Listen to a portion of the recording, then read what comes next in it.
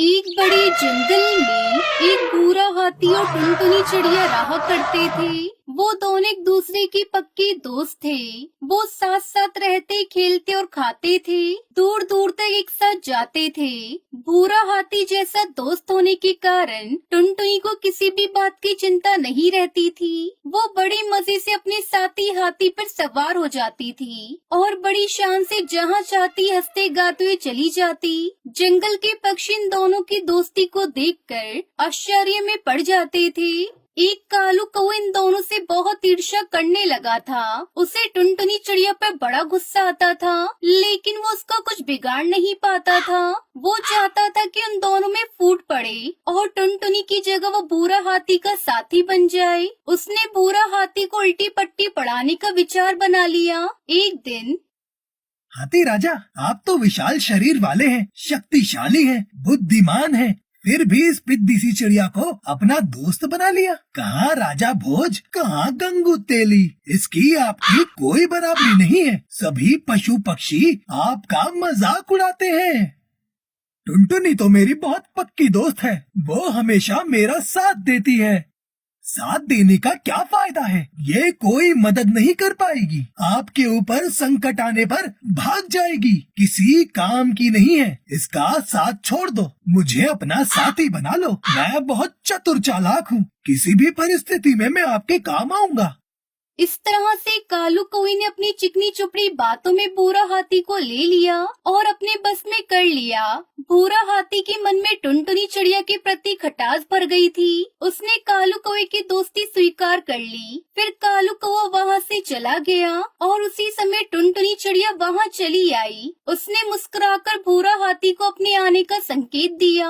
हाथी भाई, मैं आ गई। आज तुमने मुझे आवाज नहीं लगाई, फिर भी मैं आ गई। आज पहाड़ की सैर करेंगे, पहाड़ी फलों का स्वाद चखेंगे, बड़ा मजा आएगा।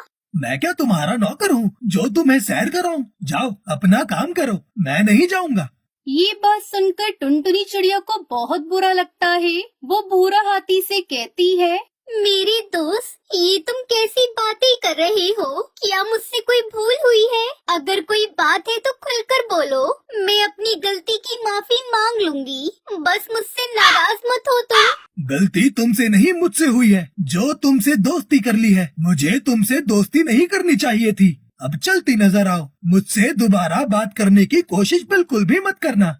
भूरा हाथी की बात से टुनटुनी चिड़िया को बड़ा दुख हुआ और उसने सर झुका लिया।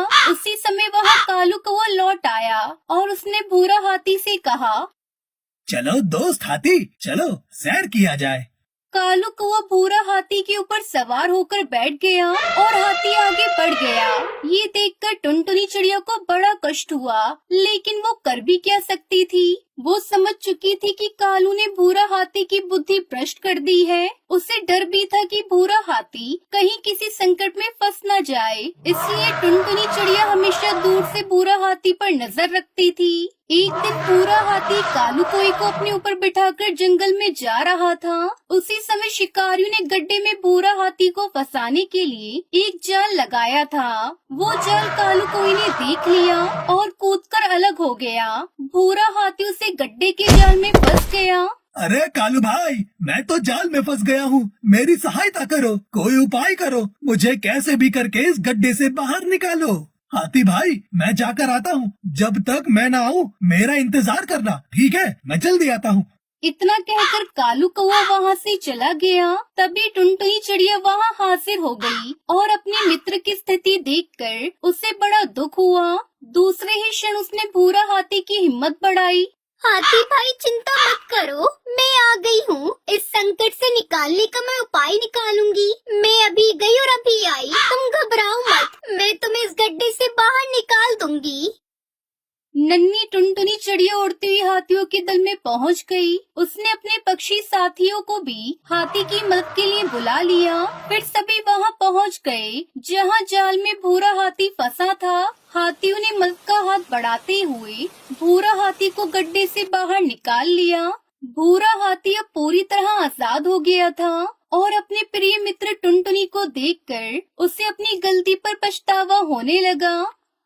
टुनटुनी मेरी प्यारी दोस्त, तुम मेरी सच्ची दोस्त हो। आज तुमने सही समय पर मेरी रक्षा की है। मेरी ही बुद्धि भ्रष्ट हो गई थी कि मैंने उस कालू कौवे की बात में आकर तुम्हें अपने से दूर कर दिया था। तुमने संकट में मेरी बहुत मदद की और दोस्ती का सही अर्थ भी मेरी समझ में आ गया है। मुझे क्षमा कर दो मित्र।